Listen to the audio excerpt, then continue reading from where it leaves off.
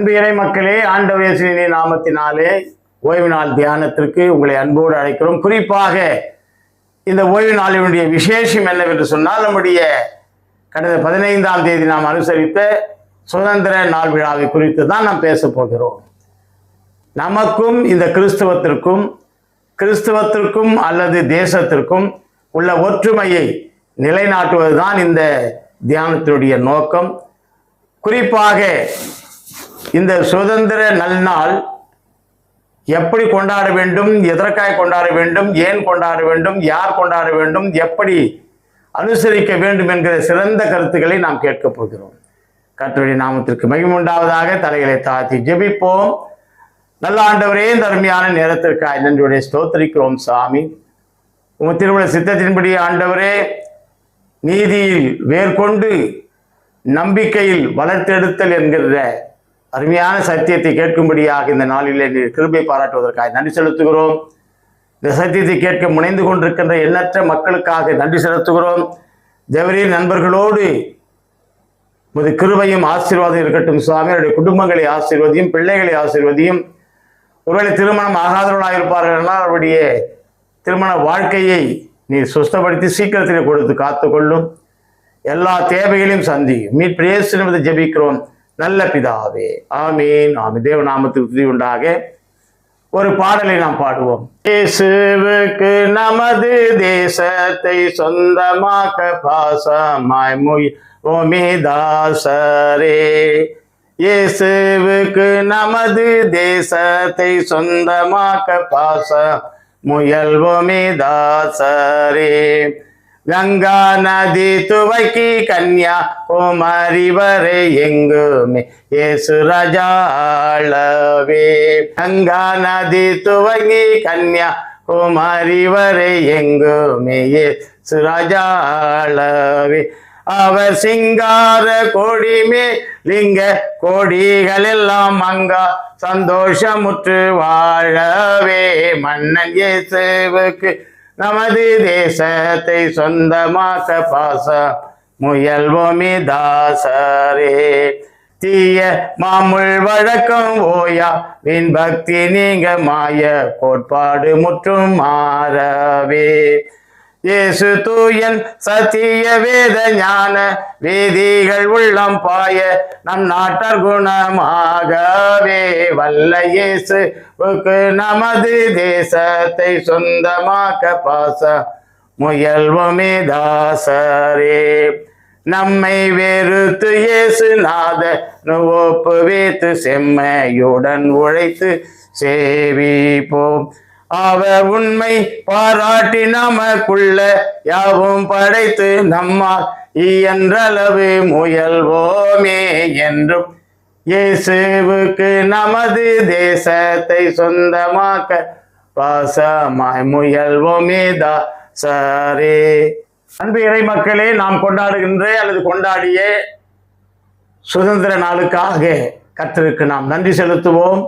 அதை பெற்றுத்தந்த நம்முடைய தலைவர்கள், முன்னோர்கள், பெரியோர்கள் யாவருக்கும் சிறந்தார்ந்த நல் வணக்கங்களையும் வாழ்த்துக்களையும் தெரிவித்துக் கொள்கிறோம். நீதியிலே வேர்கொள்ளுதல், நீதியிலே வேர்கொண்டு நம்பிக்கையில் வளர்த்தெடுத்தல் என்று சொல்லுகிறார்கள். இந்த குடியாட்சி அல்லது சுதந்திரம் என்று சொல்வது நீதியிலே வேர்கொண்டு நம்பிக்கையிலே வளர்த்தெடுப்பது தான் சுதந்திரம் என்று சொல்லப்படுகிறது.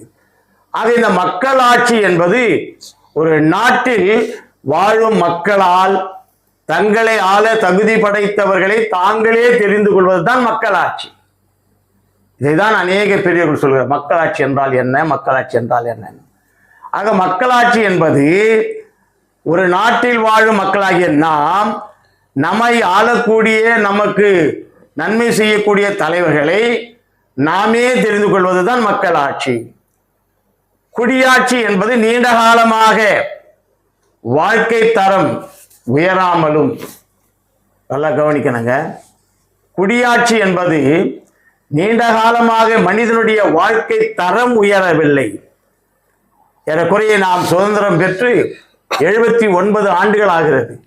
இந்த 79 ஆண்டுகள் ஆகியும் இன்னும் அநேக மக்களுடைய, குறிப்பாய் தாழ்த்தப்பட்டிருக்கின்ற, பாதிக்கப்பட்டிருக்கின்ற, ஒதுக்கப்பட்டிருக்கின்ற, ஓரங்கட்டப்பட்டிருக்கின்ற மக்களுக்கு தன்னுடைய தரம் உயரவில்லை. காரணம் என்ன? வாழ்வாதாரம் சரியாக கிடைக்கவில்லை. அவள் வாழ்க்கைக்கு சரியான உணவு கிடைக்கவில்லை, உடை கிடைக்கவில்லை, தங்க இடம் கிடைக்கவில்லை. சமீபத்திலே நான் தொலைக்காட்சியிலே பார்த்த ஒரு நிகழ்ச்சி மிகவும் மிகவும் வேதனை அளிக்கின்ற நிகழ்ச்சி. சுதந்திரம் பெற்று 79 ஆண்டுகள் ஆகியும் அந்த கிராமத்திற்கு இன்னுமாய் கூட மின்சாரம் செல்லவில்லை. மிக பரிதாபமான ஒரு காரியம். மின்சாரமே இல்லாமல் இருட்டில் மூழ்கி கிடக்கிறது ஒரு கிராமம் என்று வாசித்தோம். ஆகவே உரிமைகள் சரியாக பகிரப்படாமல், நம்முடைய உரிமைகள், நாம் பெற்ற உரிமைகள், பேசுவதற்கு உரிமை, பாடுவதற்கு உரிமை, ஆடுவதற்கு உரிமை, ஓடுவதற்கு உரிமை, வேலை செய்வதற்கு உரிமை, எனக்குண்டான காரியங்கள் நானே செய்வதற்குள்ள இந்த உரிமைகள் சரியாக பாதுகாக்கப்படாமல் இருக்கிறது. உணவு, உடை, உறையுடம், கல்வி கிடைக்காமல் நீண்ட காலமாக மக்கள் அடிமை வாழ்வை வாழ்ந்து கொண்டிருக்கிறார்கள். இந்த கொடுமைகளை எல்லாம் அனுபவித்து வருகின்ற மக்கள் புரட்சியாலே, அவர்கள் கொதித்து எழுந்து புரட்சியாலே வந்ததுதான் மக்கள் ஆட்சி என்று சொல்லப்படுகிறது, குடியாட்சி என்று சொல்லப்படுகிறது. டாக்டர் அம்பேத்கர் அவர்கள் மக்கள் ஆட்சியின் தந்தை என்று சொல்லப்படுகிறார், புகழப்படுகிறார். சிறப்பான ஒரு மனிதர், இந்தியாவிலே தோன்றிய மிக நல்ல மனிதர் என்றே சொல்லலாம். ஏழைகளுக்காகவும், தலித்களுக்காகவும், ஒதுக்கப்பட்டவர்களுக்காகவும், நிதி ஆதாரம் இழந்த மக்களுக்காகவும் தன்னுடைய வாழ்நாள் முழுவதும் பாடுபட்டவர் தான் டாக்டர் அம்பேத்கர் அவர்கள். அந்த அம்பேத்கர் அவர்கள் சொல்லுகிறார்கள், பாடுபட்ட மக்களுக்காக இந்த மக்களுடைய தரம் என்று உயர்கிறதோ அன்றுதான் உண்மையான சுதந்திரம் நாட்டிலே மலர்கிறது என்று சொல்கிறார்கள். கிறிஸ்துவத்தை பொறுத்தவரையிலே, கிறிஸ்தவர்களுக்கும் அல்லது கிறிஸ்தவத்தினுடைய மக்களாட்சி என்பது ஆர்சி ரோமன் கத்தோலிக்க திருச்சபைக்கும் புராட்டஸ்டன்ட் திருச்சபைக்கும் ஏற்பட்ட முரண்பாடை களைவதுதான் ஆகும். ஆக நம்முடைய படைப்பிலே அனைத்தையும் படைத்தவர் இறைவன் என்று பார்க்கிறோம். சுதந்திரத்தை பொறுப்போடும் பாதுகாப்போடும் செய்ய வேண்டும் என்பதற்காக தான் சுதந்திரம் என்பது கடவுளோடும், மனிதன் கடவுளோடும் இயற்கையோடும் கொண்டுள்ள தொடர்பு என்று சொல்கிறார்கள். மனிதன் கடவுளோடும் இயற்கையோடும் இந்த இரண்டு தன்மைகளோடும் சேர்ந்து வாழ்கின்ற வாழ்க்கை தான் சுதந்திரம் என்று சொல்லப்படுகிறது. ஆனால் இந்த சுதந்திரத்தை நாம் அனுபவிக்க முடியாதபடி பலருடைய அதிகார தோரணைகள், பண பலன்கள், பல விதமான படைக்கலனுடைய பெருமைகள் முதலிடம் கொடுத்ததினாலே நம்மை இறைவன் நேராக நம்மோடு கூட தொடர்பு கொள்ள முடியாதபடி தடைகள் வருகிறதை நாம் பார்க்கிறோம். ஆக இந்த மக்களாட்சி என்பது மக்கள் நேரடியாக இயற்கையோடும் கடவுளோடும் தொடர்பு கொள்ள வேண்டும். இதுதான் மக்களாட்சி. ஆனால் இந்த மக்களாட்சியிலே இறைவனை காண்பதற்கும் டிக்கெட், இறைவனை காண்பதற்கும் புக்கிங், இயற்கையோடு சேர்ந்து உறவாடுவதற்கும் புக்கிங். ஆக இயற்கைகள் ஒரு குறிப்பிட்ட மக்களுக்கு மாத்திரமே பலனளிக்கிறதாகவும், கடவுள் ஒரு குறிப்பிட்ட மக்களுக்காக மாத்திரமே வந்ததாகவும் செயல்படுகின்றார். நம் நாடு சுதந்திரம் பெற்று ஏறக்குறைய 79 ஆண்டுகள் என்று சொன்னோம். இந்த 79 ஆண்டுகளிலே நம்மிடத்திலே காணப்படுகின்ற ஏற்ற தாழ்வுகள் நீக்கப்பட்டதா சிந்தித்து பார்க்க வேண்டும். அல்லது சாதியம் என்று சொல்லுகிறோமே, சாதிய கொடுமை என்று சொல்லுகிறோமே, இந்த சாதியம் ஒழிக்கப்பட்டதா நினைத்து பார்க்கிறோம்.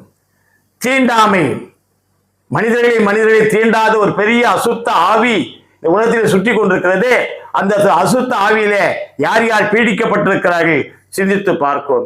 சமயத்தை அடிப்படையாக கொண்டு அடிமை வாழ்க்கையை மேற்கொண்டிருக்கிற நிலைமையை மாற்றுவதற்கு யாராவது முயற்சி செய்திருக்கிறோமா சிந்தித்து பார்க்க வேண்டும். ஆகவே இந்த உலகத்திலே சாதியமும் மதவாதமும் தான் மிகவும் மிகவும் மிகவும் எழுச்சி பெற்றதாக இருக்கிறது. அந்த சாதியமும் இந்த மனித வாழ்வும் மனித சங்கிலியும் தொடர்ந்து மக்களுடைய வாழ்க்கையில ஒரு பேரிடியை கொடுத்து கொண்டே இருக்கிறது. பெண் சிசு கொலை என்று சொல்கிறார்கள். பெண் வதைக்கப்படுகிறதை காண்கிறோம், பெண் அடிமையை பார்க்கிறோம். பெண்ணின போதையினாலே பெண்களை கற்பழித்து கொலை செய்கிற நிகழ்வை பார்க்கிறோம். இவைகள் எல்லாம் தான் நம்முடைய சுதந்திரத்தை பாதிக்கின்ற பெரிய பாதிப்புகள். சுதந்திரம் இல்லை என்று சொல்கின்ற அளவிற்கு, சுதந்திரம் எங்கே இருக்கிறது, சுதந்திரம் எப்போ பெற்றோம் என்று சொல்கின்ற அளவிற்கு கீழ்த்தரமாக நம்முடைய சுதந்திரத்தையே எடை போடுகின்ற தன்மை.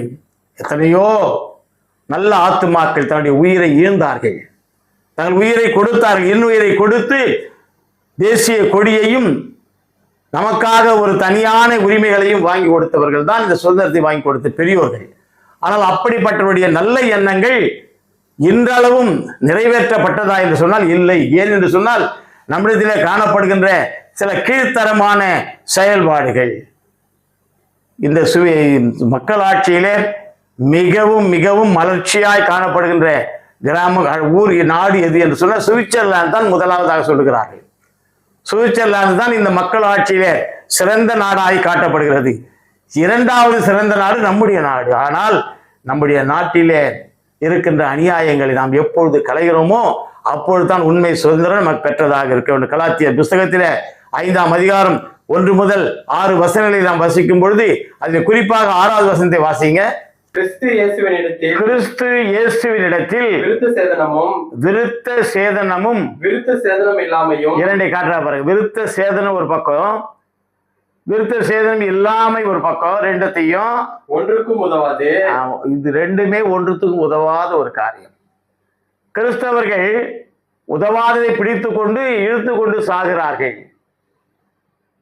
தங்களுக்குள்ளே பேதங்களை விளைவித்துக் கொள்கிறார்கள், இந்த உண்மையின் தத்துவத்தை மறந்தவர்களாய் காணப்படுகிறார். ஆகவே தான் இங்க சொல்றாரு, விருத்த சேதனமும் விருத்த சேதனம் இன்மையும் ஒன்றுமில்லை, அன்பினால் கிரியை செய்கிற விசுவாசமே உதவும். அன்பினாலே நீங்களும் நானும், அல்ல தாழ்த்தப்பட்டவர்களும் உயர்த்தப்பட்டவர்களும், பணக்காரர்களும் ஏழைகளும், ஆகவே இவர்கள் அன்பினாலே ஒருமனப்பட்டவர்களாய் வாழ்தல் தான் சிறப்பு என்று சொல்லப்படுகிறது. அதே கலாத்தியர்ல 5ஆம் அதிகாரம் 13ஆம் வசனம் வாசிங்க. சகோதரரே நீங்கள் சுயாதீனத்திற்கு அழைக்கப்பட்டீர்கள். இந்த சுயாதீனத்தை நீங்கள் மாம்சத்திற்கு ஏதுவாக அனுசரியாமல், ஆமாங்க, மாம்சத்திற்கு ஏதுவாக இந்த சுயாதீனத்தை அனுசரியாமல் அன்பினாலே ஒருவருக்கு ஒருவர் ஊழியம் செய்யுங்கள். என்ன பெரிய காரியங்கள் பாருங்க கர்த்தர் சொல்றது. கர்த்தருடைய வார்த்தைகள் ஒவ்வொன்றும் முத்து தெரித்தது போல் ரத்தினம் கொட்டியது போல் காணப்படுகிறது. அன்பினாலே ஒருவருக்கு ஒரு ஊழியம் செய்யுங்கள். கடமைக்காக அல்ல, கட்டாயத்திற்காக அல்ல, ஏதோ கிடைக்கிறது என்கிற எதிர்பார்ப்புக்காக அல்ல, அன்பினாலே ஊழியம் செய்யுங்கள்.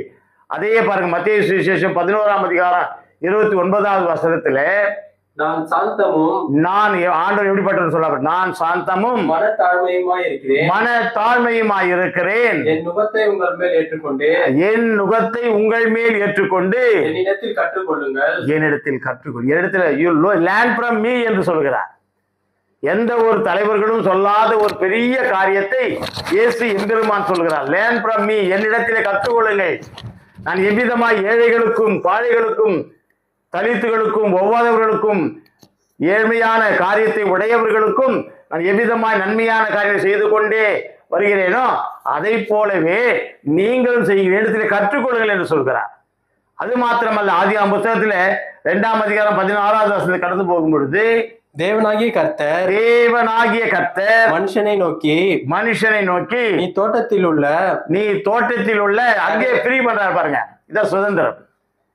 அங்கேயே ஃப்ரீ பண்றாரு பாருங்க. இதை கட்டுப்பாடு விதைத்து நீங்க இப்படிதான் சுத்தணும், இப்படிதான் இருக்கணும், இப்படிதான் சாப்பிடணும், இப்படிதான் எழுதுக்கணும், இப்படிதான் ஓடணும், இப்படிதான் தூங்கணும் அல்ல. தேவனாகிய கர்த்தர் மனுஷர் பார்த்து, நீ தோட்டத்தில் உள்ள அனைத்து கனிகளையும் புசிக்கலாம், எல்லா கனியும் சாப்பிடு. உனக்கு எது எது நல்லதா தெரியுதோ, விருப்பமா தெரியுதோ, அழகா தெரியுதோ, ஆசையப்படுதோ எல்லாத்தையும் சாப்பிடு. ஆனாலும் நன்மை தீமை அறியத்தக்க, நல்லது கெட்டது அறியத்தக்க விருட்சத்தின் கனியை புசிக்க வேண்டாம். முழு சுதந்திரத்தை என் ஆண்டவர் கொடுத்தார். ஏதேன் தோட்டத்திலே ஆதாமுக்கும் ஏவாளுக்கும் முழு சுதந்திரம். நீங்க எல்லாத்தையும் அனுபவிங்க, எல்லாத்தையும் செய்து கொள்ளுங்க, எல்லாத்தையும் தீர்த்து கொள்ளுங்க, எல்லாத்தையும் பார்த்து கொள்ளுங்க என்று சொல்லி முழு சுதந்திரத்தை கொடுத்தார். ஆகவே இப்படி சுதந்திரத்தை பெற்ற நாம் அந்த சுதந்திரத்தை முழுமையாய் பயன்படுத்துகிறோமா சிந்திப்போம். அதுதான் நம்முடைய சிந்தனையுடைய பொருள். சிந்தனைக்கு நாம் எடுத்துக்கொள்கின்ற பொருள் நம்முடைய சுதந்திரத்தை, மக்களாட்சியை நாம் முழுமையாய் பயன்படுத்துகிறோமா? முதலாவதாக மக்களாட்சி பெற சிறந்த பயிற்சி களம் தேவை. மக்களாட்சி பெறுவதற்காக சிறந்த பயிற்சி களம் தேவை. யாத்திராம் புத்தகத்தில் 11ஆம் அதிகாரம் 9ஆம் வசனம் படிங்க. கர்த்தர் மோசேயை நோக்கி, நாம் வாசி கேட்ட பகுதியாகிய பழைய ஏற்பாட்டிலே காணப்படுகின்ற ஒரு பகுதி. கர்த்தர் மோசேயை நோக்கி, எகிப்து தேசத்தில் என் அற்புதங்கள் அநேகமாகும்படி பார்வோன் உங்களுக்கு செவி கொடுக்க மாட்டான் என்று சொல்லியிருந்தார். 450 ஆண்டுகளுக்கு மேலாக அடிமைப்பட்டிருக்கின்ற இந்த மக்களுக்கு ஆண்டவர் விடுதலையை கொடுக்க விரும்புகிறார். 450 ஆண்டுகள் சிறைப்பட்டிருக்கின்ற மக்களுக்கு விடுதலை வாழ்க்கையை கொடுக்க முயற்சி செய்கின்றார். விடுதலை உணர்வை மேலோங்க செய்கின்றார். ஆனால் தான் யாத்திராம் புத்தகம் 12ஆம் அதிகாரத்திலேயே 37, 38 வாசிப்போமானால் அந்த இடத்திலே பார்க்கிறோம், விடுதலை பெற்ற யூதர்கள் மாற்றுமல்ல, அந்த 6 லட்சம் பேர் வரான்னு பாருங்க, பயணப்பட்டு வரும்பொழுது புருஷ குழந்தைகளும் பெண்களும் தவிர புருஷர்கள் மாத்திரம் 6 லட்சம் என்று இந்த மொத்த தொகையிலே படிங்க. இஸ்ரவேல் புத்திரர் ராமசேசை விட்டு கால்நடையாய் பிரயாணம் பண்ணி சுக்கோத்துக்கு போனார்கள். அவர்கள் பிள்ளைகள் தவிர 6 லட்சம் புருஷராய் இருந்தார்கள். அவர்களோடு கூட பல ஜாதியான ஜனங்கள். ஒரு குறிப்பிட்ட ஜாதிக்கு மாத்திரம் கடவுள் என்று சொல்கிறார்கள் அல்ல. அந்த காலத்திலே இறைவன் கர்த்தர் 6 லட்சம் பேரை மாத்திரமல்ல, அவர்களோடு சேர்த்து அநேக லட்ச மக்களை அந்த அடிமை வாழ்விட்டு வெளியே வாருங்கள் என்று சொல்லியிருக்கிறார். மோசே வழியாக மக்களுடைய வாழ்வை உயர்த்த விரும்பிய இந்த நிகழ்வு தான் இந்த நிகழ்வு. இந்த நிகழ்விலே சிறப்பாக 6 லட்சம் பேர் மாத்திரமல்ல, குழந்தைகள் மாத்திரமல்ல, பெண்கள் மாத்திரமல்ல, அவர்களோடு கூட ஏராளமான பேர்களும் வருகிறார்கள். 14ஆம் அதிகாரம் 12ஆம் வசனம் வாசிங்க, 13ஆம் வசனம் வாசிங்க. அப்பொழுது மோசே ஜனங்களை நோக்கி, பயப்படாதிருங்கள், நீங்கள் நின்று கொண்டு இன்றைக்கு கர்த்தர் செய்கின்ற ரட்சிப்பை பாருங்கள். மக்களாட்சி பெற சிறந்த பயிற்சி களம். ஒவ்வொரு காரியத்தையும் பயிற்சி களமாகவே மாற்றிக்கொண்டு செல்கிறார் மோசே. பின்பக்கம் பார்த்தா இந்த பார்வோன் தன் சேனை பரிவாரங்களோடு வருகிறான். இந்த மக்கள் விட்டுட்டோம், இவரை தொடர்ந்து சென்று இப்படியா மீண்டும் அடிமைகளாக தங்களுக்கு சேவகம் புரிகிறவர்களாக அழைத்து வருவோம் என்று ஓடி வருகிறார்கள். முன்பக்கம் செங்கடல் நிற்கிறது. இந்த இடைப்பட்ட இடத்திலேயே மக்கள் பயப்படுகிறார்கள், தயங்குகிறார்கள், கலங்குகிறார்கள், ஏங்குகிறார்கள். ஐயோ, எங்களை இந்த இடத்திலே மறிக்கவா கொண்டு வந்தீர், நாங்கள் அங்கேயே இருந்திருந்தால். பார்த்தீங்களா, பழைய பாவத்தாசை வருகுதோ, பசாசின் மேலே பட்சம் உனக்கு திரும்ப வருகுதோ. பாருங்க, அழியும் நிமிஷத்தாசை காட்டிய ஆகினி கடல் தள்ளுவானின் நீ உனக்கு சொந்தமல்ல. மிக அருமையான ஒரு பாடல். பழைய ஆசை இந்த மக்களுக்கு. நல்ல கறி சாப்பிட்டான், நல்ல தூங்கினான், நல்லா எழுந்தான், ஆனா அடிமை வாழ்க்கையை மேற்கொண்டான். இந்த அடிமையிலிருந்து இவர்களுக்கு மீட்டெடுப்பதற்காகத்தான் இறைவன் நல்ல பயிற்சி களத்தை ஒவ்வொரு களமாய் தெரிந்து கொண்டே வருகிறார். இங்க பார்க்கும்பொழுது மக்கள் பயந்தார்கள். எகிப்திலே இருந்திருந்தால் கூட நலமாய் இருந்திருக்குமே என்ற எண்ணம் வந்துட்டு, தங்கள் அடிமைகளாக இருந்தாலே நல்லது என்கிற எண்ணம், சிந்தனை வந்தது. ஆகவே தான் ஆண்டவர் சொல்ல, படிங்க அந்த வசனத்தை. நீங்கள் நின்று கொண்டு இன்றைக்கு கர்த்தர் பயிற்சி காலத்தை கர்த்தர் அழகா காட்டுறாரு பாருங்க, என்ன அழகா காட்டுறாரு பாருங்க. நீங்கள் நின்று கொண்டு நானே கர்த்தர் என்பதை அறிந்து கொள்ளுங்கள், நான் செய்கின்ற செயலை வந்து பாருங்கள் சொல்லிட்டு அந்த பார்வோனுடைய சேனை முழுவதும் நடு கடலிலே அமிழ்ந்து போகின்ற ஒரு நிகழ்வை நாம் பார்க்கிறோம். விடுதலை அடைய அவர்கள் உள்ளத்திலே, அவர்கள் உடல் பிரகாரமாக விடுதலை அடைந்து வந்தார்களே தவிர அவர்கள் உள்ளம் வந்து எகிப்தில் தான் இருந்தார். எகிப்திலே இருந்திருந்தால் பத்தியாக மீண்டும் பழைய ஆசை, பழைய எண்ணம், பழைய ஆசையை வந்துட்டனால அவன் என்ன பண்றான், நாங்கள் எகிப்தில இருந்திருந்தா நல்லா சாப்பிட்டு இருப்போமே, நல்லா தூங்கி இருப்போமே, இப்படியமாக தன்னுடைய பழைய நினைவுகளை அவர்கள் நினைத்து பார்க்கிறார்கள். இதை தான் ஆண்டவர் சொல்றாரு. இப்படி அல்ல. அது என்ன புஸ்தகத்துல 14ஆம் அதிகாரம் 4ஆம் வசனம் கடந்து போங்க. பின்பு அவர்கள் நாம் ஒரு தலைவனை ஏற்படுத்தி கொண்டு எகிப்துக்கு திரும்பி போவோம் வாருங்கள் என்று. வாங்க போயிடலாம், வாங்க, இது வாங்க, நம்மளுக்கு தொந்தரவு வானா, இந்த பக்கம் பார்த்தா சமுத்திரம், மீண்டும் பார்வோன், இந்த இதுக்கு நாம் அவசரப்பட வேண்டாம், சோறு இல்லை, துணி இல்லை. பாருங்க, எல்லாத்துக்குமே முறுமுறுத்தல். என் நாடு விடுதலை அடைய வேண்டும் என்கிற சுதந்திரத்துக்காக எண்ணற்ற மக்கள் பாடுபட்டார்களே, அவர்கள் உணவை பார்த்தார்களா, உடையை பார்த்தார்களா, நல்ல இடத்தை பார்த்தார்களா, நல்ல உறக்கத்தை பார்த்தார்களா, நல்ல மகிழ்ச்சி கண்டார்களா? அல்ல.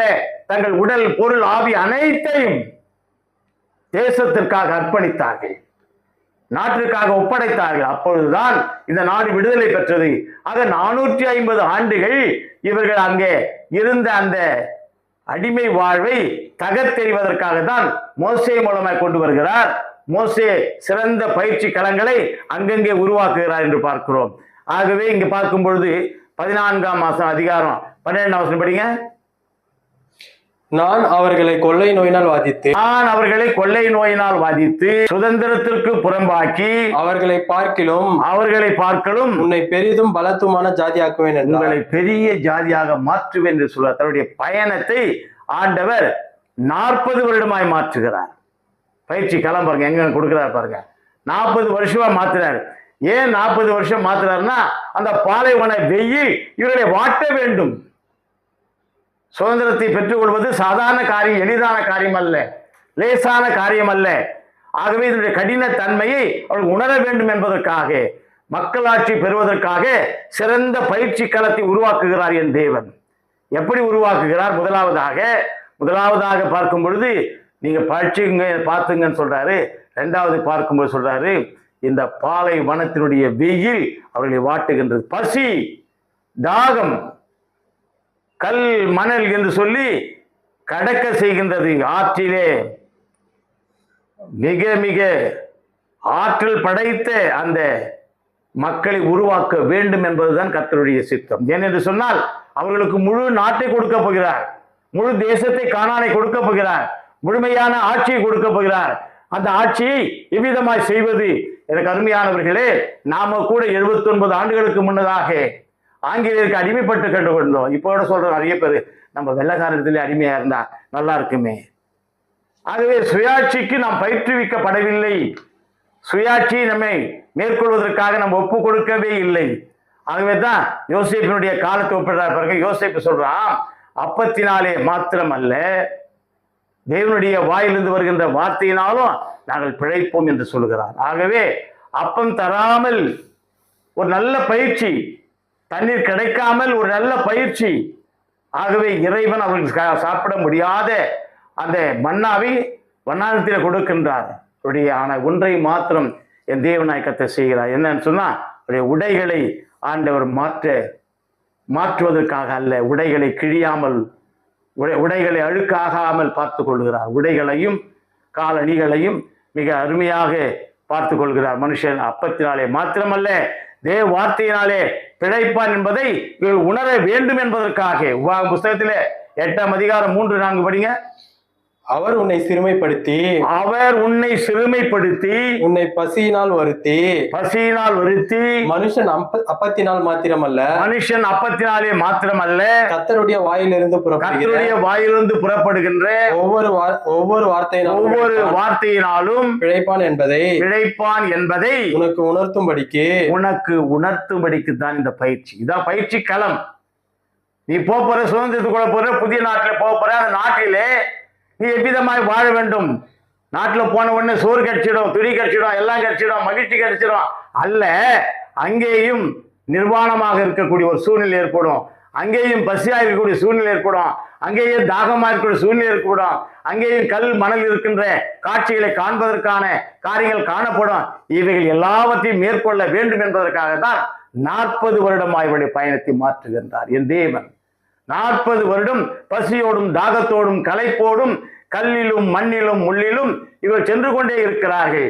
ஆகவேதான் ஒரு சிறந்த பயிற்சிகளம் தான் இந்த நீண்ட பயணம், மோசேயினால் கொடுக்கப்படுகின்ற நீண்ட பயணமாக காணப்படுகிறது. ஆகவேதான் இந்த விதமான நிலைமைகளை ஆண்டவர் நமக்கு பயிற்சி களமாய் உருவாக்குகிறார். இந்த பயிற்சி களம் கொடுக்காததினால்தான், இந்த பயிற்சி களத்திலே நாம் அத்தியாசப்படாததினால்தான் இன்றளவும் துன்பப்பட்டு கொண்டிருக்கிறோம். இன்றளவும் துன்பப்பட்டு கொண்டிருக்கிறோம். ஏறக்குறைய சுதந்திரம் பெற்று 79 ஆண்டுகள் ஆனாலும் தலித்தாகவே தான் இருக்கிறான். தாழ்த்தப்பட்டவனாகவே தான் இருக்கிறான். ஓரங்கட்டப்பட்டவனாகவே தான் இருக்கிறான். தீமையை அனுபவிக்கின்றவன் தீமையை அனுபவித்துக் கொண்டுதான் இருக்கிறார். ஆனால் ஒரு சாரார் மாத்திரமே நன்மைகளை, ஆடம்பர வாழ்க்கையை வாழ்ந்து கொண்டிருக்கிறார்கள். எனக்கு அருமையான தேவ ஜனமே, இந்த சுதந்திரம் என்பது மக்களாட்சியின் தத்துவத்தை முழுமையாய் நமக்கு உணர்த்துகிறது. எப்பொழுது என்று சொன்னால், நீங்களும் நானும் வருத்தப்பட்டு இந்த சுதந்திரத்தை பெற்றிருந்தால், நொறுக்கப்பட்டு இந்த சுதந்திரத்தை பெற்றிருந்தால் இதை உணர்ந்து கொள்ளக்கூடிய தன்மை நமக்கு வந்திருக்கும். ஆகவே மக்களாட்சி பெறுவதற்காக சிறந்த பயிற்சி களமாக தான் இந்த விடுதலை பயணம் அமைகிறது. இந்த விடுதலை பயணம் ஒவ்வொருவருக்கும் தேவை. நாமும் அந்த விடுதலை பயணத்திலே கலந்து கொண்டு துன்பங்களை அனுபவிப்போம். அப்பொழுதுதான் இந்த விடுதலை பயணம் நமக்கு முழுமையாக வரும். விடுதலை பயணம் என்பது ஒரு சிறந்த பயிற்சி களமாக நமக்கு விளங்குகிறதை நாம் பார்க்கிறோம். இரண்டாவதாக, இந்த விடுதலை பயணம் என்பது வேற்றுமைகளை களைவதற்காக, வேற்றுமைகளை களைய வேண்டும் என்பதற்காக உதவுகிறது. அப்போஸ்தலர் புத்தகத்தில் வாசிக்க பகுதியில் 15ஆம் அதிகாரம் 1 முதல் நீங்கள் வாசிப்பீர்கள் என்று சொன்னால் மிக சிறப்பான ஒரு காரியத்தை பவுல் அங்கு வெளிப்படுத்துகின்றார். படிங்க பார்க்கலாம். கலாத்தியர் 3ஆம் அதிகாரம் 27, 28, 29. ஏனெனில் உங்களில் கிறிஸ்துவுக்குள்ளதாக ஞானஸ்நானம் பெற்றவர்கள் எத்தனை பேர்களோ அத்தனை பேரும் கிறிஸ்துவை தரித்து கொண்டீர்களே. கிறிஸ்துவை தரித்து கொண்டவர்களாய் காணப்படுகிறீர்களே, சுதந்திரம் பெற்றவர்களாய் காணப்படுகிறீர்களே. அப்படி இருக்க யூதன் என்றும் கிரேக்கன் என்றும் இல்லை. இன்னும் பிரச்சனை. யூதன் தனியா, கிரேக்கன் தனியா, தனித்தனியா மார்க்க பேதங்கள் இருக்கிறதே, இவைகள் களையப்பட வேண்டும். அவர் சொல்றாரு, யூதன் என்றும் கிரேக்கன் என்றும், அடிமை என்றும் சுயாதீனன் என்றும், ஆண் என்றும் பெண் என்றும், பால் வேற்றுமை, பாலின பாகுபாடு. இவர் ஆண் வரவே கூடாது, பெண் வரவே கூடாது, பெண் அரியணை ஏறக்கூடாது, ஆண் தான் ஏறணும், பெண் ஜட்ஜ்மெண்ட்ல உட்காரக்கூடாது, ஆண் தான் உட்காரணும். இப்படியாய் ஆண் பெண் பேதங்கள், மார்க்க பேதங்கள் இவ்விதமாய் இருக்கிறதே. படிங்க. நீங்கள் எல்லோரும் கிறிஸ்து இயேசுவுக்குள் ஒன்றாய் இருக்கிறீர்கள். சட்டத்தின் முன்னால், கிறிஸ்து இயேசுவின் சட்டத்தின் முன்னால், சம தர்மத்தின் முன்னால் ஒன்றே, ஒருவராகத்தான் இருக்கிறீர்கள். இதுதான் சிறந்த ஒரு அருமையான வேற்றுமையை களைவது. வேற்றுமை இன்றளவும் 79 ஆண்டு காலமாக சுதந்திரம் பெற்றோம். இன்றளவும் வேற்றுமைகள் தலை தூக்கி இருக்கிறது என்று சொன்னால் நாம் சிறந்த பயிற்சி எடுக்கவில்லை என்றே தான் பொருள். இந்த சுதந்திரத்தை அனுபவிப்பதற்காக, இந்த சுதந்திரத்தை வாழ்க்கையிலே நாம் சுதந்திரித்துக் கொள்வதற்காக நாம் இன்னும் சரியாக உழைக்கவில்லை, பிழைக்கவில்லை, பாடுபடவில்லை என்றுதான் பொருள்.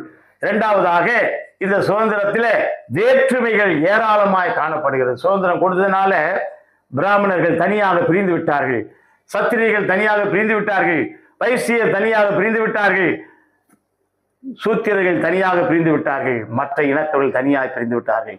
இவங்க எல்லாம் சேர்ந்து மற்ற இனத்தவர்கள் சொல்லக்கூடிய ஒரு குறிப்பிட்ட புறந்தள்ளப்பட்டிருக்கின்ற மக்களை கஷ்டப்படுத்துகின்றார்கள். ஆகவே தான் டாக்டர் அம்பேத்கர் என்கின்ற ஒரு பெரிய மனிதன், ஒரு நல்ல மனிதன், மக்களாட்சி என்பது வெறும் சட்டசபைக்கு ஓட்டு போட்டு போயிடுறதுக்கு மட்டும் அல்ல, சட்டசபையில் ஏதோ ஒரு கொடுக்குறான் அப்படின்றதுக்காக சட்டசபையில் மட்டும் ஒரு சீல் குத்தி அங்கே அனுப்புறதுக்காக இல்லையா. சுதந்திரம், சமத்துவம், சகோதரத்துவம் என்கின்ற மூன்றையும் யார் உறுதி செய்கிறார்களோ அவர்களுக்கு தான் எனது வாக்கு என்று சொல்கின்ற பயிற்சியை கொடுக்க வேண்டுகின்ற பயிற்சி களமாக தான் இந்த பூமி இருக்க வேண்டும். இதை யார் செய்யறாங்க? யாருமே செய்யதில்லையே. இந்த வேற்றுமையை களைவதற்கு யாருமே முயற்சி எடுப்பதில்லையே.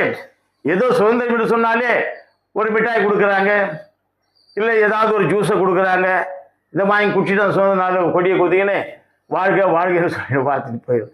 இன்னைக்கு அநேகருடைய வாழ்க்கையிலே சுதந்திரம் அந்த ஒரு நாள் சுதந்திரமாகத்தான் இருக்கிறது.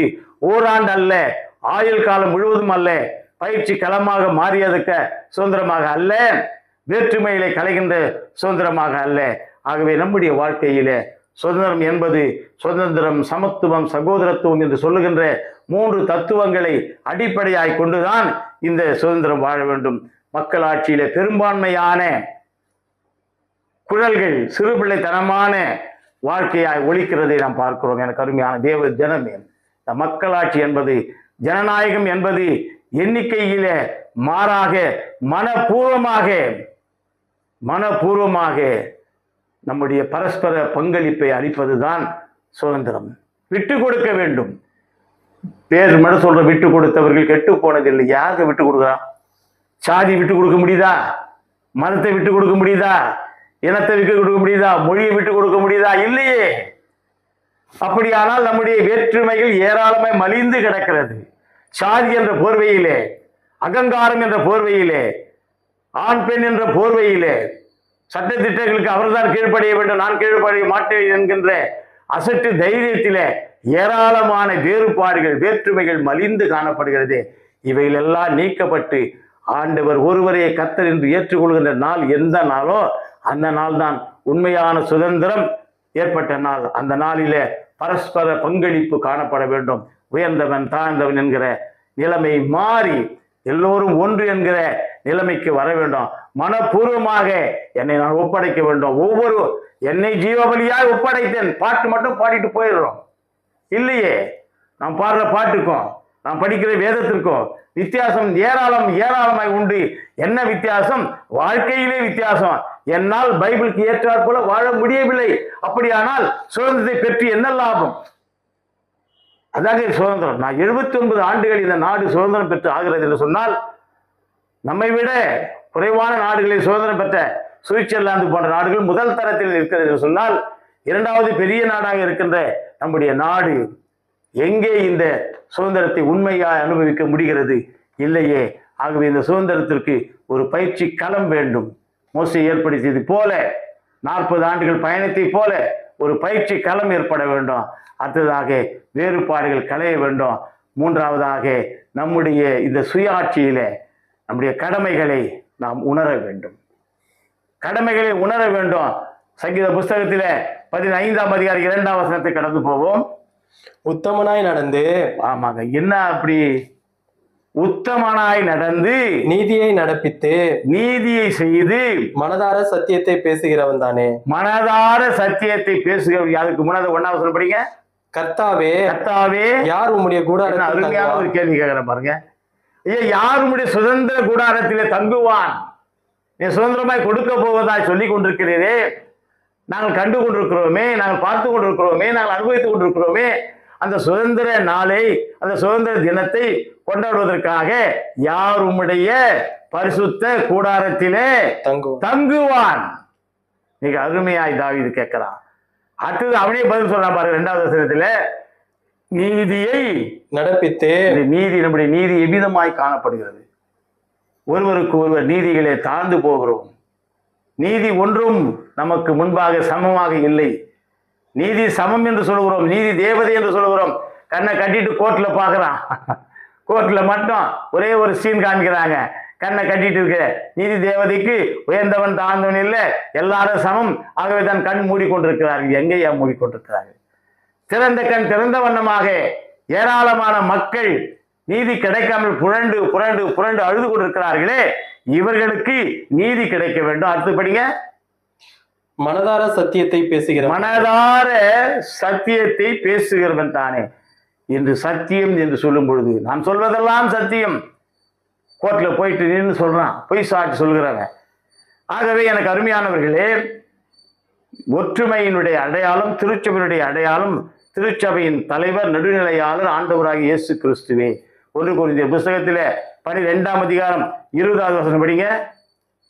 அவயங்கள் அநேகமாயிருந்தும் கை, கால், மூக்கு என்று அதிகமாயிருந்தாலும் அநேகமாயிருந்தாலும் சரீரம் ஒன்றே, உடல் ஒன்றே. இந்த உடலிலே தான் இணைக்கப்பட்டிருக்கிறது கை, இந்த உடலிலே தான் இணைக்கப்பட்டிருக்கிறது கண்கள், இந்த உடலில் இணைக்கப்பட்டிருக்கிறது கால்கள். இவைகள் அனைத்தும் கண்ணானது கையை பார்த்து நீ எனக்கு வேண்டியதில் அதான் இந்த சுயாட்சியில இருக்கிற கடமை என்னன்னா எல்லாரும் ஒன்று என்று நினைக்க வேண்டும். படிங்க. தலையானது கால்களை நோக்கி நீ எனக்கு வேண்டியதில்லை, நீ கீழே இருக்கிற நடுதான் வந்திருக்கிற, மண்ணில் நண்டு வந்திருக்கிற, சிறுப்பு நண்டு வந்திருக்கிற, நான் மேல இருக்கிறேன். தலை அப்படியே சொல்லல, எல்லாம் ஒன்று. படிங்க. சொல்லக்கூடாது சரீர அவயவங்களில் பலவீனம் உள்ளவைகளாய் காணப்படுகிறவைகளே மிகவும் வேண்டியதா இருக்கிறது. ஆமா, கண்ணு பாருங்க, பலவீனமா இருக்குது. கண்ணுன்றான், கை பலவீனன்றான், கால் பலவீனன்றான். ஆனா இவைகள் ஒவ்வொன்றும் செய்கின்ற வேலையை பார்க்கும் பொழுது மிக சிறந்த வேலைகள். கண் இல்லை என்று சொன்னால் இந்த உலகத்தினுடைய இருள் நம்மை சூழ்ந்து கொண்டிருக்கோம். உலகத்தினுடைய இயற்கை காட்சிகளை நாம் ரசிக்க முடியாது, ஒருவருக்கு ஒருவர் கண்டு கழிக்க முடியாது. ஆகவே கண்ணானது மிக சிறிய அவயமாய் இருந்தாலும் பெரிய காரியங்களை செய்கிறது. ஆகவே தான் இயேசுனுடைய வாழ்க்கையிலே சுயாட்சியில் நம்முடைய கடமை என்ன? எல்லோரும் ஒன்று என்று நினைத்து எல்லோரும் ஒற்றுமையாய் வாழ வேண்டும். முதலாவதாக சுயாட்சி என்பது ஒரு நல்ல பயிற்சி களமாக அமைகிறது. இரண்டாவது, சுயாட்சி என்பது ஒரு நல்ல வேற்றுமைகளை கலைந்து ஒற்றுமையாக்குகின்றது. மூன்றாவது, நம்மிடத்திலே காணுகின்ற தீமையான பழக்கம் எல்லாவற்றையும் நீக்கி ஒன்றுபட வைக்கின்றது. 1 கொரிந்தியர் புத்தகத்திலே 12ஆம் அதிகாரம் 25, 26 படிங்க. சரீரத்திலே பிரிவினை உண்டாயிராமல் அவயவங்கள் ஒன்றை குறித்து ஒன்றுக்கு ஒன்று கவலையாய் இருக்கும்படிக்கு தேவன் கனத்தில் குறைவுள்ளதற்கு அதிக கனத்தை கொடுத்து இப்படி சரீரத்தை அமைத்திருக்கிறார். தேவனுடைய அமைப்பு த பியூட்டிஃபுல். அந்த பார்த்தீங்கன்னு சொன்ன அந்த சரீர அமைப்பு பார்த்தீங்கன்னா வெரி பியூட்டிஃபுல் இன் த ஹிஸ்டரி. வரலாற்றிலேயே மிக சிறந்த படைப்பு எதுனா மனித படைப்பு தான், இன படைப்பு தான். இந்த மனிதனை ஆண்டவர் படைத்திருக்கிறது மிக சிறந்த ஒரு படைப்பு. படைத்தான் படைப்பையெல்லாம் மனுவுக்காக என்று சொல்கிறார்களே, அந்த மனுவுக்கு படைத்த படைப்புகள் 2வது தான். முதல் படைப்பு மனிதன். ஆகவே தான் மனிதனை தன்னை ஒத்ததாக ஆண்டவர் படைத்தார், தனக்கு ஏற்புடையதாக மனிதனை படைத்தார், வேற்றுமை இல்லாதவனாக மனிதனை படைத்தார். ஆகவே இந்த உலகத்திலே நாம் இன்னுமாய் கூட வேற்றுமைப்படுத்திக் கொண்டே வாழும் தலித் மக்கள், தாழ்ந்த மக்கள், இழிந்த மக்கள், ஓரங்கட்டப்பட்ட மக்கள் என்று சொல்லி நாம் நிறைவாக வாழ முடியாதபடி, இந்த நீதிக்கான சுதந்திரத்தை பெற முடியாதபடி தவிர்த்து கொண்டே வருகிறோம். நீதிக்கான சுதந்திரம் பெற வேண்டுமானால் தீண்டாமை என்கின்ற மாபெரும் பிசாசானவன் சங்கரிக்கப்பட வேண்டும். தீண்டாமை என்று சொல்வது ஒரு மாபெரும் பிசாசா இருக்கிறது. ஆகவே தலித் மக்களுடைய விடுதலை இந்தியாவினுடைய உண்மையான விடுதலை. இந்தியா எப்பொழுது விடுதலை அடைகிறது என்று சொன்னால் தலித் என்று சொல்லாதபடி உண்மையான விடுதலையாக மாற்றப்பட வேண்டும். நீ பார்க்கிறங்க, சமூக மாற்றம் தேவை. சமூகமே ஒன்றாக இணைந்து தலித்தை வாட்டி வதக்குகின்றது. பாருங்க, குடிநீர்ல போய் அசிங்கத்தை கலக்கிறான். எவ்வளவு கேவலமான! அவன் தண்டிக்கப்பட்டானா? இல்லையே, இதுவரையிலே இல்லையே. தண்டிக்கப்பட வேண்டும். அப்படிப்பட்ட பிசாசிகள் தண்டிக்கப்பட வேண்டும். ஏனென்று சொன்னால் ஒரு நல்ல தண்ணீரிலே கலக்கின்ற ஒரு தீயமையான ஒரு காரியம், அசிங்கமான ஒரு காரியத்தை செய்த அந்த துரோகிகள் அழிந்துபட வேண்டும் என்பதுதான் கர்த்தருடைய விருப்பம். ஆகவே தான் டாக்டர் அம்பேத்கர் சொன்னாரு, பலிப்பிடத்திலே வெட்டப்படுகிறது எல்லாம் ஆடுகள் என்று நினைக்க வேண்டாம். ஆடுகள் தான் வெட்டப்படுகிறது, ஆனால் சிங்கங்கள் அல்ல. டாக்டர் அம்பேத்கர் சொல்றதுங்க, பலிப்பிடத்தில் வெட்டப்படுகிறது எல்லாம் ஆடுகள் தானே ஒழிய சிங்கங்கள் அல்ல. சிங்கங்களாய் கர்ஜிக்கிற பொழுதுதான் விடுதலையும் சமூக உரிமையும் பெற முடியும் என்று சொல்கிறார். இன்னுமாய் கூட ஆடுகளை போல அமைதலாய் இராதே, சிங்கத்தை போல கர்ஜி என்று சொல்கிறார். தேவைப்படும் கருவி வாளோ அல்லது துப்பாக்கியோ அல்ல. வாளேந்தி வர வேண்டும், துப்பாக்கி ஏந்தி வர வேண்டும் என்று அல்ல. நாம் வர வேண்டியது ஐக்கியமாக, ஐக்கியத்தின் குரலாக, ஒன்றுபட்ட குரலாக இருக்கு. ஒன்றுபட்டால் உண்டு வாழ்வு, நம்மில் ஒற்றுமை நீங்கள் அனைவருக்கும் தாழ்வு என்று சொன்னார்களே, அவ்விதமாய் ஒன்றுபட வேண்டும் என்பதை தான் குறிக்கின்றார். ஆகவே தான் எனக்கு அருமையான தேவ ஜனமே, பகிர்ந்துண்டு வாழுகின்ற ஒரு நல்ல பழக்கத்தை மேற்கொள்ள வேண்டும். மோசேயினுடைய அந்த பிரயாணத்தில் நாம் பார்க்கும் பொழுது எத்திரோ அவனுடைய மாமனார் எத்திரோ பார்க்கிறான் மோசேயை. மோசே நியாயம் விசாரிக்கிறான். காலை முதல் மாலை வரையில நியாயம் விசாரித்து கொண்டே இருக்கிறான். அப்போ அவனை கூப்பிடுறான் மோசே. மோசேயே அவருடைய மாமா எத்திரோ கூப்பிடுறாரு. எத்திரோ கூப்பிட்டு, மோசே இப்படி பண்ணாதீங்க, இப்படி பண்ணது நல்லது இல்லை, 100 பேருக்கு ஒருவர் 1000 பேருக்கு ஒருவர் பிரிச்சு கொடுங்க, பகிர்ந்து கொடுங்க. ஆகவே பகிர்ந்து கொடுத்தல் தான் வாழ்க்கையிலே உயர்வு என்கிற ஒரு உன்னத நிலையை எட்டும் என்கிற நிலைமைக்கு சொல்கிறார். ஆகவே எனக்கு அருமையான தேவ ஜனமே, சுயாட்சி என்பது பகிர்ந்து கொடுக்கின்றதன் மூலமாய் பெருகுகின்றது, வருகின்றது, நமக்கு நன்மை பயக்கின்றது என்று மூன்றாவதாக உணர்ந்து கொள்கிறோம். 4வதாக சுய ஆட்சி என்பது அடித்தள மக்களுக்கு பொருளாதார வளர்ச்சியை உண்டு பண்ணுகிறது. அடித்தள மக்களுக்கு பொருளாதார வளர்ச்சியை உண்டு பண்ணுகின்றது. தேர்ந்தெடுக்கப்பட்ட மக்கள் நிலை உயர பாடுபட வேண்டும். ஆனால் தேர்ந்தெடுக்கப்பட்ட நாம், தேர்ந்தெடுக்கப்பட்ட தலைவர்கள் இப்படிப்பட்ட நசுக்கப்பட்ட மக்களுக்கு உரிமைகளை கொடுக்கிறார்களா, உதாரணமாக செய்கிறார்களா? இல்லையே. தலித்துகள், தாழ்த்தப்பட்டவர்கள், ஓரங்கட்டப்பட்ட மக்கள் எத்தனை பேர் இருக்கிறார்கள் என்பதை நாம் சிந்திக்க வேண்டும். கிமு 8ஆம் நூற்றாண்டு ஆமோஸ் தீர்க்கதரிசி எழும்பினான், மீகா தீர்க்கதரிசி எழும்பினான், அவங்க எல்லாரும் எழும்பினாங்கய்யா. ஓசையா எழும்பினான், அது மாத்திரமல்ல ஏசியா எழும்பினாரு, எசேக்கியேல் எழும்பினாரு. இப்படி பல்வேறு தீர்க்கதரிசிகள் கிமு 8ஆம் நூற்றாண்டில் எழுதினார்கள். இவங்கெல்லாம் ஆட்சி எதிர்த்து குரல் கொடுத்தார்கள். நாமும் இவ்விதமாய் குரல் கொடுப்போம். அதற்காக ஆட்சி அகற்ற வேண்டும் என்பதற்காக அல்ல, நல்வழிப்படுத்த வேண்டும் என்பதற்காக. சாதியம் ஒழிய வேண்டும், நிறைவேறி ஒழிய வேண்டும், மொழி பிரச்சனை தீர வேண்டும், உயர்கல்வி எல்லோருக்கும் கிடைக்க வேண்டும், தேவைகள் எல்லாருக்கும் கிடைக்க வேண்டும். மீகா 2:2 பாருங்க, மீகா 2:2 படிங்க. வயல்களை இச்சித்து பறித்து கொண்டு, வயல்கள் பேராசை கூடாது, வயல்களை இச்சித்து ஆசைப்பட்டு பறித்து கொண்டு, வீடுகளை இச்சித்து எடுத்துக்கொண்டு புருஷனையும் அவன் வீட்டையும் மனுஷனையும் அவன் சுதந்திரத்தையும் ஒடுக்கிறவனுக்கு ஐயோ. பார்த்தீங்களா? ஒடுக்குகின்ற மக்களாக நாம் அல்லாதபடி, ஒடுங்கி போன மக்களாகவும் இல்லாதபடி எதிர்த்து நிற்கின்ற துணிச்சல் மிக்க, ஆற்றல் மிக்க நல்ல கூட்டமாய் இருக்க வேண்டும். அப்படி இருந்தால்தான் நம்மை ஆளுகின்றவர்களும் திராணியோடு நம்மை ஆள்வார்கள்.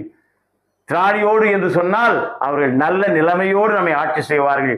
ஆமோஸ் 5ஆம் அதிகாரம் 11வது வசனத்திலே மிக அழகாய் சொல்லப்படுகிறது. என்ன சொல்லப்படுது படிங்க, ஆமோஸ் 5:11 படிங்க.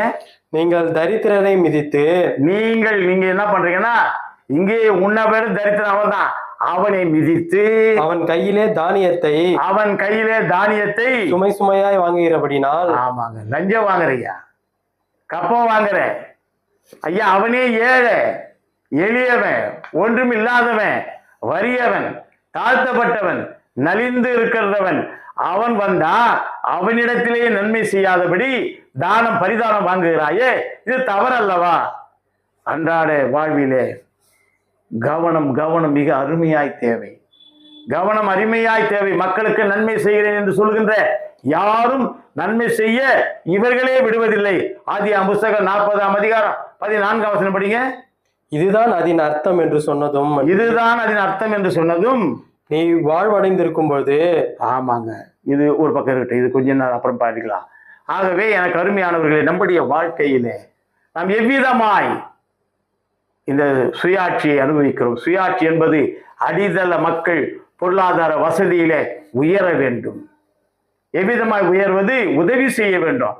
அதுதாங்க உதவி செய்கிறார். ஆதியாகமம் புத்தகத்துல 40ஆம் அதிகாரம் 14ஆம் வசனத்திலே படிக்கும்பொழுது, யோசேப்பு சிறைச்சாலையில் இருக்கின்றான். யோசேப்பு சிறைச்சாலையில் இருக்கும்பொழுது அவனுக்கு நல்லது செய்கிறான் ஒரு நண்பன்.